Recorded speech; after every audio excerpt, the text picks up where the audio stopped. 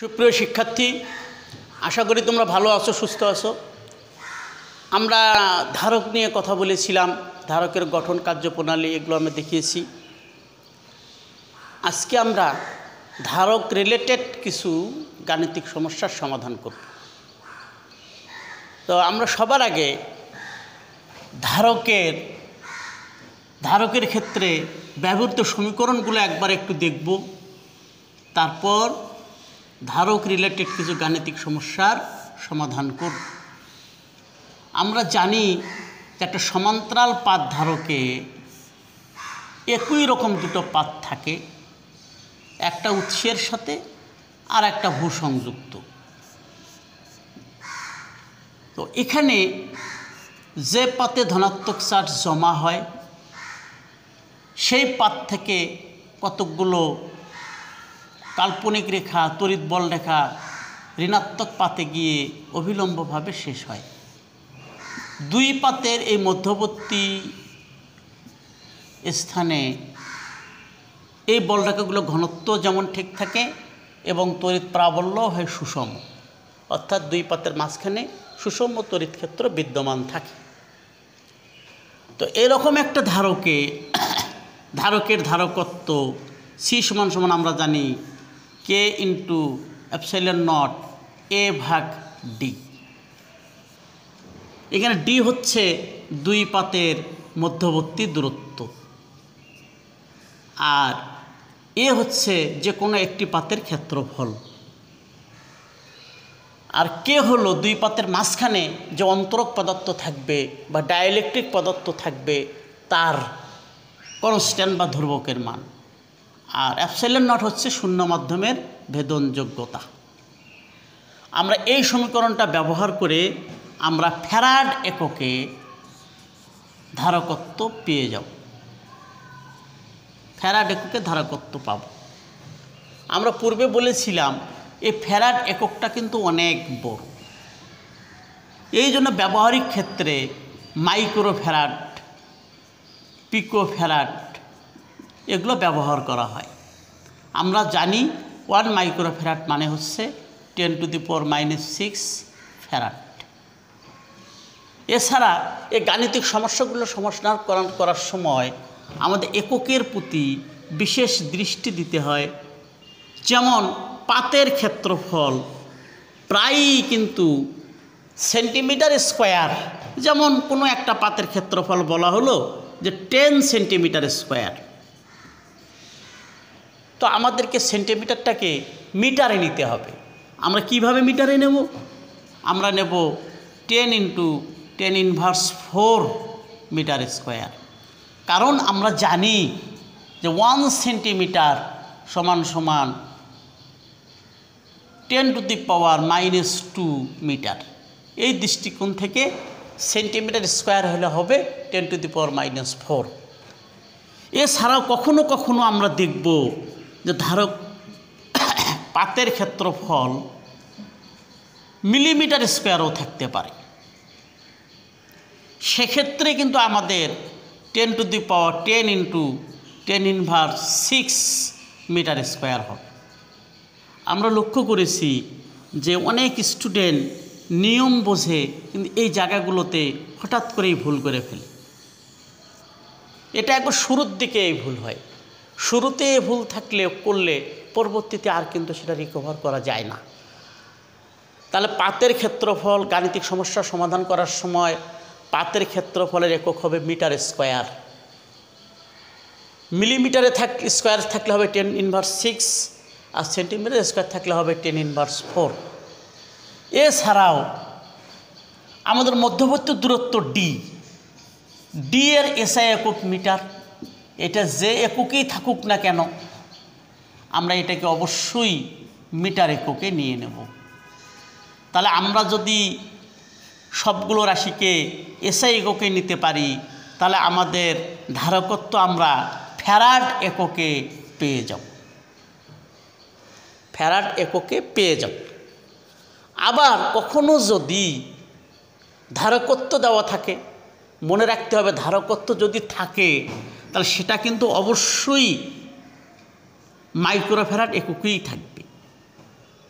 কারণ এই মাইক্রোফ্যারাডটাই ধারকত্বের বহুল ব্যবহৃত প্রচলিত ব্যবহারিক একক। তখন আমরা এই মাইক্রোফ্যারাডটিকে অবশ্যই ফ্যারাডে নেব। তারপর আমাদের কোনো রাশি আননোন যদি থাকে, সে আননোন রাশির আমরা মান বের করব।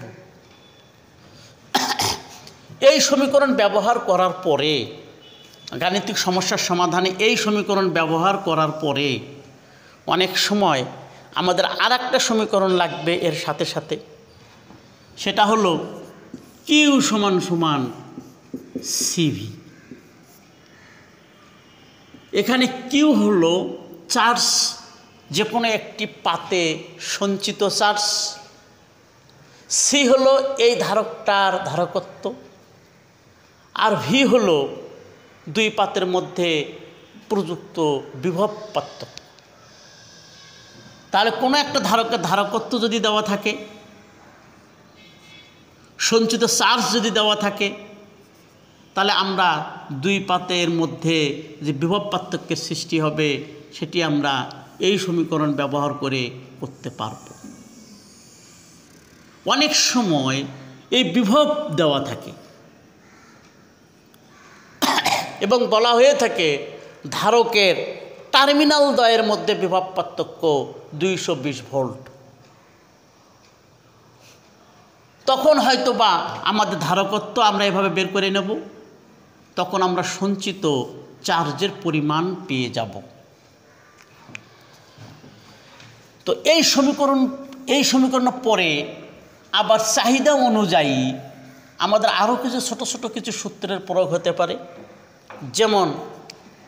যেমন আমাদের সিগমা বলতে পারে যে এই পাতে বলা হলো যে এই পাতে কিউ পরিমাণ চার্জ জমা আছে, কিংবা আমরা এই সমীকরণ থেকে কিউ এর মান একটা পেয়ে গেলাম। এই পাতের ক্ষেত্রফলও আমাদের জানা আছে, বলা হলো যে এই পাতে চার্জের তলমাত্রিক ঘনত্ব কত। তখন কিন্তু আমরা সিগমা সমান সমান কিউ ভাগ এ এই সমীকরণ ব্যবহার করে আমরা পাতের চার্জের তলমাত্রিক ঘনত্ব বের করতে পারব। এছাড়াও আমাদের বলা হতে পারে যে দুই পাতের মধ্যবর্তী যে কোনো স্থানে প্রাবল্য কত বা তড়িৎ প্রাবল্য কত। তাহলে আমরা এই সমীকরণ থেকে আমরা আবার জানি প্রাবল্য ই সমান সমান সিগমা ভাগ এপসাইলন নট। তাহলে আমরা তো একটু আগে সিগমা পেয়েছিলাম, সেই সিগমার মান যদি আমরা পরবর্তী সমীকরণে বসানোর চেষ্টা করি, শূন্য স্থানে ভেদন যোগ্যতার মান বসাই, তাহলে আমরা দুই পাতের মাঝখানের কোনো জায়গাতে আমরা তড়িৎ প্রাবল্য পেয়ে যাব। তাহলে অনেক সময় এই শেষের এই সমীকরণ এগুলোর সাথে কিন্তু আমরা পরিচিত খুব একটা হতে চাই না, কিন্তু আমাদের কিন্তু এরকম রাশির মান আবার বের করতে বলা হয়ে থাকে যে একটা ধারকের দুই পাতের মধ্যবর্তী যে কোনো স্থানে তড়িৎ প্রাবল্য কত। তাহলে তড়িৎ প্রাবল্য ই সমান সমান সিগমা ভাগ এপসাইলন নট। এপসাইলন নট এটা কনস্ট্যান্ট রাশি, এটা আমাদের দেওয়া থাকে। সিগমার মান আমরা বের করে নেব কিউ ভাগ এ, আবার কিউ এর মান আমরা বের করে নেব কিউ সমান সমান সিভি, আবার সি এর মান আমরা বের করে নেব কে এপসাইলন নট এ ভাগ ডি। এই সমীকরণ ব্যবহার করি। এখানে একটা বিষয় একটু উল্লেখ করলে ভালো হয়, সেটা হলো যে প্রাবল্য ই সিগমা ভাগ এপসাইলন নট, এই প্রাবল্যটা আসলে কোন পাতের চার্জের জন্য। এখানে দুইটা পাত আছে, একটা এম আর একটা এন। তাহলে এই প্রাবল্যটা কোন পাতের চার্জের জন্য? এটা কি ধনাত্মক পাতের চার্জের জন্য নাকি ঋণাত্মক পাতের চার্জের জন্য? তো আমাদের মনে হয়তো অনেক প্রশ্ন জাগতে পারে যে কেউ বলতে পারো ধনাত্মক পাতের জন্য, কেউ বলতে পারে ঋণাত্মক পাতের জন্য, কেউ বলতে পারো উভয় পাতের জন্য। আসলে এই দুই পাতের মধ্যবর্তী যে কোনো স্থানে ধনাত্মক পাতের জন্য, পজিটিভ পাতের জন্য পজিটিভ পাতের জন্য প্রাবল্য E1 সমান সমান আসলে সিগমা ভাগ 2 এপসাইলন নট। তবে হ্যাঁ, দুই পাতের মাঝখানে শূন্য মাধ্যম ব্যতীত যদি অন্য কোনো মাধ্যম থাকে তাহলে আমাদের এখানে কে দিতে হবে, একটা কে। আর দুই পাতের মাঝখানে যদি বায়ু থাকে, বায়ুর ক্ষেত্রে আমরা জানি বায়ুর ক্ষেত্রে কে ইকুয়াল টু আসলে 1। তাহলে বায়ুর ক্ষেত্রে কে যদি 1 হয় তাহলে আমরা E1 ইকুয়াল টু লিখতে পারি সিগমা ভাগ 2 এপসাইলন নট। এটা হলো এন পাতের জন্য। এই যে প্রাবল্য, এটা ভেক্টর রাশি। এই প্রাবল্যের অভিমুখ কোন দিকে? এই ধনাত্মক পাতের জন্য প্রাবল্য E1 এর অভিমুখ আসলে এম পাত থেকে এন পাতের দিকে। এই যে এর অভিমুখ হলো এম পাত হতে এন পাতের দিকে। আবার নেগেটিভ পাত তথা এন পাতের জন্য, নেগেটিভ পাতের জন্য আমাদের প্রাবল্য E2 ইকুয়াল টু হবে একই নিয়মে, দুই পাতের মধ্যবর্তী স্থানে যদি বায়ু থাকে তাহলে আমাদের হবে সিগমা ভাগ 2 এপসাইলন নট। এই E2 এর অভিমুখ হবে ঋণাত্মক পাতের দিকে। তার মানে এটাও আসলে দাঁড়াচ্ছে ওই একই দিকে, এম পাত থেকে এন পাতের দিকে। তাহলে দুই পাতের মধ্যবর্তী যে কোনো স্থানে আমরা উভয় পাতের জন্যই প্রাবল্য পাব। এম পাতের জন্য প্রাবল্যের মান হবে সিগমা ভাগ 2 এপসাইলন নট। এর অভিমুখ হবে এম পাত থেকে এন পাতের দিকে।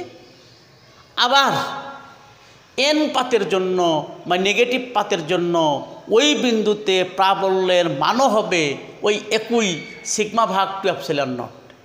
এরও অভিমুখ হবে ওই এম পাত থেকে এন পাতের দিকে।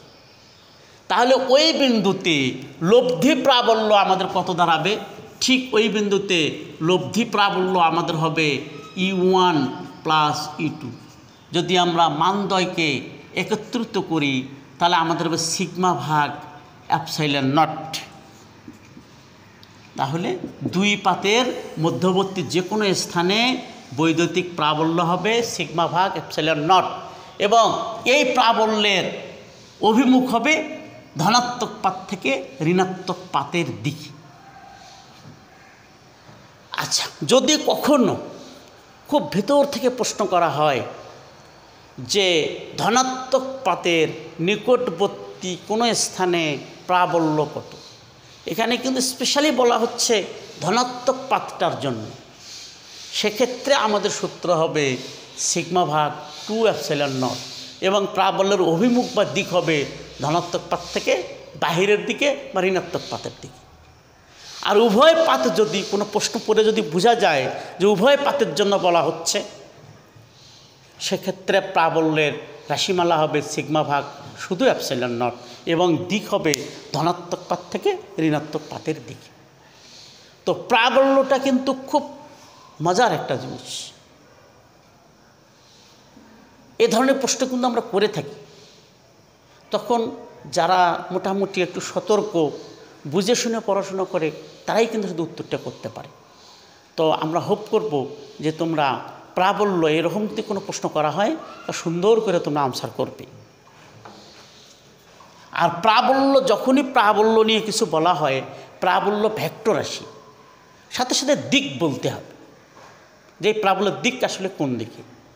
তাহলে কোন দিকে? ধনাত্মক পাত থেকে ঋণাত্মক পাতের দিকে। এখানে আর একটা মজার ব্যাপার হলো, এই যে আমরা প্রাবল্যর মান বের করলাম, এটি আসলে কোন সূত্রের সাহায্যে বের করেছি? কুলম্বের সূত্র নাকি অন্য কোনো সূত্র? তো আসলে আমরা কুলম্বের সূত্র শুধুমাত্র বিন্দু চার্জের জন্য প্রযোজ্য। কোনো চার্জিত বস্তু যদি বিন্দুর মতো হয় কিংবা গোলাকার হয়, তখনই শুধু আমরা কুলম্বের সূত্র প্রয়োগ করে বৈদ্যুতিক আকর্ষণ বিকর্ষণ বল, প্রাবল্য, বিভব এসব বের করতে পারি। কিন্তু এখানে কিন্তু চার্জিত বস্তু গোলাকার নয়, আবার বিন্দুর মতোও নয়। সুতরাং এই যে স্থানে কিন্তু বা ধারকের ক্ষেত্রে কিন্তু আমরা কুলম্বের সূত্র প্রয়োগ করতে পারবো না। এখানে আমাদের গাউসের সূত্র প্রয়োগ করতে হবে। সে গাউসের সূত্র প্রয়োগ করেই কিন্তু আমাদের প্রাবল্যের রাশিমালাটা পাওয়া যাবে সিগমা ভাগ এপসাইলন নট। তাহলে আবারও বলে দেই, দুই পাতের মধ্যবর্তী স্থানে যে প্রাবল্যের মান আমরা পেলাম, এটা কোন সূত্রের সাহায্যে পেলাম? অবশ্যই উত্তর হলো গাউসের সূত্রের সাহায্যে। তাহলে এখানে কুলম্বের সূত্র প্রয়োগ করা সম্ভব হলো না কেন? কারণ কুলম্বের সূত্র শুধুমাত্র বিন্দু চার্জ কিংবা গোলাকার চার্জিত বস্তুর জন্য প্রযোজ্য। আমাদের এই সমান্তরাল পাত ধারকের পাতগুলো যেহেতু গোলাকারও নয়, বিন্দুর মতোও নয়, এই কারণেই আমরা কুলম্বের সূত্র প্রয়োগ করতে পারি নাই। এরপরে আমরা আরও কিছু গাণিতিক আছে, যেমন বলা হতে পারে যে সঞ্চিত শক্তি কত প্রত্যেক পাতে বা ধারকে সঞ্চিত শক্তি কত? ধারকে সঞ্চিত শক্তি হলো হাফ সি ভি স্কোয়ার, একক হবে জুল। তো সুপ্রিয় শিক্ষার্থী, আমাদেরও তোমাদের কিছু দায়িত্ব আছে, কিছু দায়িত্ব নিতে হবে। যে কোনো লেখকের বই থেকে গাণিতিকগুলো করার চেষ্টা করতে হবে। প্রথমে উদাহরণগুলো করার চেষ্টা করো, তারপরে যেগুলো এক্সারসাইজ সেগুলো করার চেষ্টা করো। যদি তোমরা সতর্কতার সাথে ধৈর্য সহকারে করো, আমি মনে করি ধৈর্য সহকারে করা উচিত, তাহলে তোমরা কিন্তু উদাহরণগুলো বুঝতে পারো। এখন মনে করো, এখন আমরা এখানে কিছু ভিতরের আরও কিছু সমস্যার সমাধানের দিকে যাব। ধারকের সমবায় আমরা জানি, আমরা এর পূর্বে আমরা পড়েছিলাম ধারকের সমবায়, যে একাধিক ধারককে আমরা একসাথে যুক্ত করতে পারি, করে আমরা ভিন্ন ধারকত্বে নতুন কোনো ধারক সৃষ্টি করতে পারি। আমরা জানি শ্রেণীতে যুক্ত করলে ধারকত্ব হ্রাস পায়, আবার একাধিক ধারককে সমান্তরালে যুক্ত করলে ধারকত্ব বৃদ্ধি পায়। তো যেহেতু সমান্তরাল সমবায়ে যুক্ত করলে ধারকত্ব বৃদ্ধি পায়, এই জন্য সমান্তরাল সমবায়ের ক্ষেত্রে সঞ্চিত শক্তির পরিমাণও কিন্তু বেশিই হবে। প্রশ্ন করা হয় যে উদ্দীপকের ধারক দুটিকে কিভাবে যুক্ত করলে অধিক পরিমাণ শক্তি সঞ্চয় করে রাখা সম্ভব? তাহলে এই ক্ষেত্রে উত্তর হলো উদ্দীপকের ধারকগুলিকে বা ধারকদ্বয়কে সমান্তরালে যুক্ত করতে হবে। সমান্তরালে যুক্ত করে আগে তুল্য ধারকত্ব বের করব, তারপরে সঞ্চিত শক্তি বের করব। এছাড়া ধারক রিলেটেড আরও কিছু প্রশ্ন হলো, যে মনে করো বলা হলো যে একটা ধারকের ধারকত্ব যত, ওই ধারকের মধ্যবর্তী ডাইলেকট্রিক মাধ্যম পরিবর্তন করায় ধারকত্ব 4 গুণ বৃদ্ধি পেল। তাহলে মধ্যবর্তী দুই পাত্র মধ্যবর্তী স্থানের ডাইলেকট্রিক যে মাধ্যম আছে তার ধ্রুবকের মান কত? যেহেতু ধারকত্ব 4 গুণ বৃদ্ধি পেয়েছে, সুতরাং দুই পাত্রের মধ্যবর্তী স্থানে যে ডাইলেকট্রিক পদার্থ আছে তার ধ্রুবকের মানও 4ই হবে। অনেক সময় বলা হয় যে পাতগুলোর ক্ষেত্রফল দ্বিগুণ করা হলো, দুই পাত্রের মধ্যবর্তী দূরত্ব অর্ধেক করা হলো, এই অবস্থায় ধারকত্ব কত হয়? তখন খুব ধৈর্য সহকারে আমাদের লিখতে হবে যে নতুন পাতের নতুন ক্ষেত্রফল বা পরিবর্তিত ক্ষেত্রফল a/2, পাতের ক্ষেত্রফল দ্বিগুণ করা হয়েছে তাহলে টয়েস a, দুই পাতের মধ্যে দূরত্ব অর্ধেক করা হয়েছে তাহলে d/2। তারপর সূত্রে অ্যাপ্লাই করতে হবে, আমরা সমস্যার সমাধান করে ফেলব। এর বাহিরে আমাদের গোলাকার পরিবাহী ধারকের ধারকত্ব আসতে পারে। আমরা গতদিন কিন্তু একটা উদাহরণের কথা বলেছিলাম, পৃথিবীর কথা। আজকেও আমি বলবো যে ওইটা বারবার করেই করতে হবে। গোলাকার পরিবাহী ধারকের ধারকত্ব আমরা জানি C = 4 pi epsilon not into R, K into R, K into R. K হলো যে গোলাকার পরিবাহী ধারকের চারিপাশে যে মাধ্যম আছে সেই মাধ্যমের পরাবৈদ্যুতিক ধ্রুবকের মান। যদি চারিদিকের মাধ্যম বায়ু হয় তাহলে কে এর মান 1 হয়। আমরা তারপর এই সূত্রের মাধ্যমে আমরা যে কোনো গোলাকার চার্জিত বস্তুর ধারকত্বের মান বের করতে পারব। এভাবে পুরো পৃথিবী যদি একটা চার্জিত গোলক মনে করি, তাহলে পুরো পৃথিবীর কে যদি একটা ধারক মনে করি, তাহলে তার ধারকত্ব কিন্তু আমরা মাইক্রোফ্যারাডে পেয়ে যাব প্রায় 712 মাইক্রোফ্যারাড।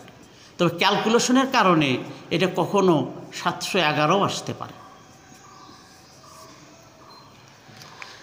আচ্ছা, আমাদের অনেক সময় যদি কোনো বর্তনীতে দেওয়া থাকে, একটা বর্তনীতে যদি একাধিক ধারক থাকে, যদি বলা হয় যে এই বর্তনীর তুল্য ধারকত্ব কত, যেমন যদি বলা হয় এরকম, খুব সিম্পল একটা প্রশ্ন,